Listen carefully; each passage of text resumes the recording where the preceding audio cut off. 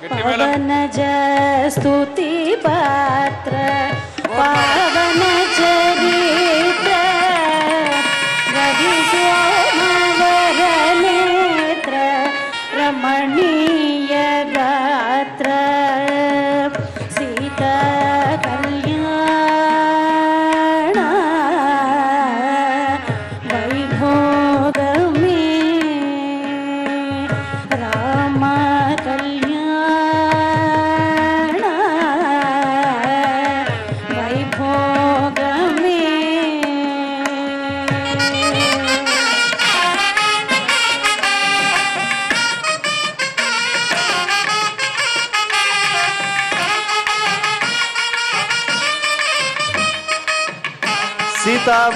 రాములు ఇరువురు కూడా అరమరికలు లేని దివ్య దాంపత్య ధర్మాన్ని నిర్వర్తించడానికి పుష్పమాలికా పరివర్తనం అంటే రామచంద్ర ప్రభు ధరించినటువంటి పుష్పమాలను సీతమ్మ వారు ధరిస్తారు. సీతమ్మ వారు ధరించినటువంటి సుపుష్పమాలికను రామచంద్ర ప్రభు ధరిస్తారు. అంటే దంపతుల మధ్య అన్యోన్యానుబంధం ఎటువంటి అరమరికలు లేకుండా ఎటువంటి యవనికలు లేకుండా స్వచ్ఛమైనటువంటి దాంపత్యం.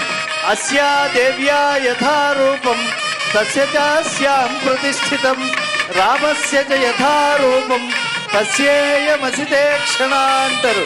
అంటే వారిరువురి దాంపత్యం ఎటువంటిది అని అంటే ఒకరి కోసం ఒకరు జన్మించి దాంపత్యం అనేటువంటి ధర్మాన్ని నిర్వర్తిస్తున్నారా అన్నట్టుగా ఉన్నది.